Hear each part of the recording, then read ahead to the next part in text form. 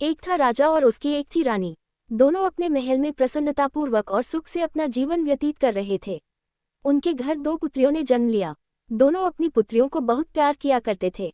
एक दिन रानी ने देखा कि एक चिड़े की चिड़िया मर गई है और चिड़िया के बच्चे भूख से तड़पने लगे हैं। कुछ दिनों बाद वह चिड़ा अपने घर पर एक और चिड़िया ले आया।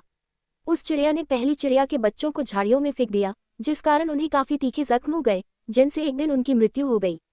ये देखकर रानी के हृदय में यह विचार आया कि भगवान न करे मेरे मरने के बाद कभी मेरे बच्चों का भी ऐसा ही हाल न हो जाए।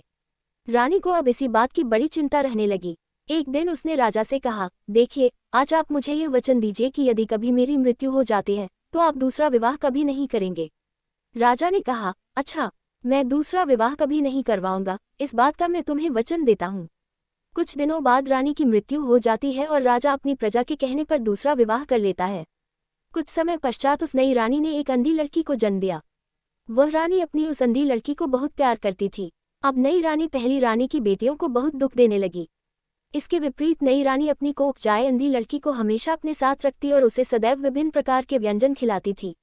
नई रानी अपनी सौतेली बेटियों को राजा की गाय चराने के लिए भेज देती। अपनी लड़की के हाथ उन दोनों बहनों के लिए गेहूं का चोकर लगाकर गोबर की रोटी भेज देती। लड़कियां चोकर उतारकर रोटियां फेंक देती और चोकर खा लिया करती। इस प्रकार सोनी और मोनी नाम की दोनों बहनें अपनी माँ की समाधि पर जाकर रोने लगती। एक दिन माँ की समाधि में से यह आवाज आई, बेटियों, देखो, तुम किसी गाय को पकड़कर उसका दूध पी लिया करो। उन दोनों बहनों ने माँ की आज्ञा का पालन करते हुए उसी तरह से गाय का दूध पीना आरंभ कर दिया।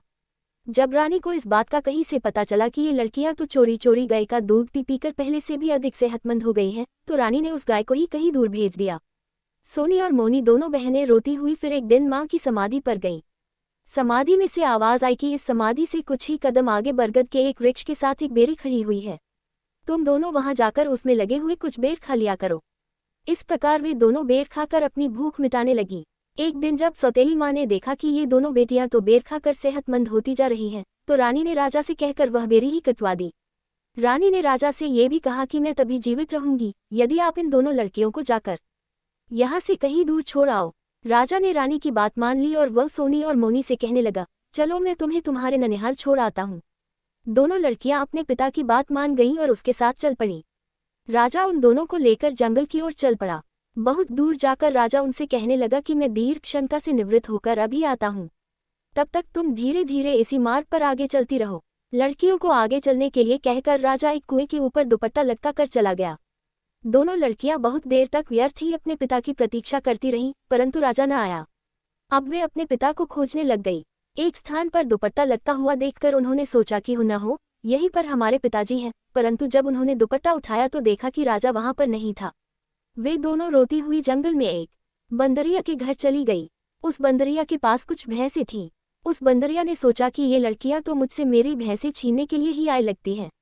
यही सोचकर उस बंदरिया ने उन दोनों लड़कियों से झगड़ा कर लिया। लड़कियां ताकतवर थीं, इसलिए उन्होंने बंदरिया को मार भगाया और उसकी भैंसों को स्वयं संभाल लिया। इस प्रकार ये दोनों बहनें आपस में मिलजुल कर अपना गुजारा करने लगीं। यदि छोटी बहन मोनी भैंसें चराने के लिए ले जाती थी तो बड़ी बहन सोनी उसके पीछे घर संभालती थी। एक दिन किसी देश का राजकुमार शिकार खेलते हुए उस जंगल में आया और उसकी भेंट सोनी से हुई। राजकुमार ने सोनी से पूछा कि क्या तुम मुझसे विवाह करोगी। सोनी ने कहा कि मेरी बहन मोनी भैंसें चराने के लिए गई है, मेरे जाने के बाद यहाँ वह बिल्कुल अकेली ही रह जाएगी। इस पर राजकुमार ने सोनी से कहा कि तुम अपने पीछे सरसों बिखेरती चलो, वह अपने आप राह देखती हुई तुम्हारे पीछे आ जाएगी। इस प्रकार राजकुमार ने सोनी को अपनी रानी बना लिया। उधर मोनी सरसों के पीछे पीछे आने लगी तो मार्ग में राजकुमार के दूतों ने उसे उठाकर किसी जंगल में बांध दिया। मोनी एक ओर भूख प्यास से व्याकुल थी और दूसरी ओर उसे अपनी बहन की चिंता सता रही थी। परंतु एक दिन सोनी अपने पति के साथ मोनी को खोजने निकली। एक स्थान पर उसने पाया कि मोनी को किसी ने एक पेड़ के साथ बांध कर रखा हुआ है। सोनी और राजकुमार ने उसे खोला। फिर मोनी ने उन्हें सारी बात बताई। राजा ने अपने दूतों को कठोर दंड दिया और सोनी के कहने पर राजकुमार ने मोनी से भी विवाह कर लिया। अब मोनी भी राजकुमार की रानी बन गई। अब दोनों बहनें सुख शांतिपूर्वक रहने लगीं।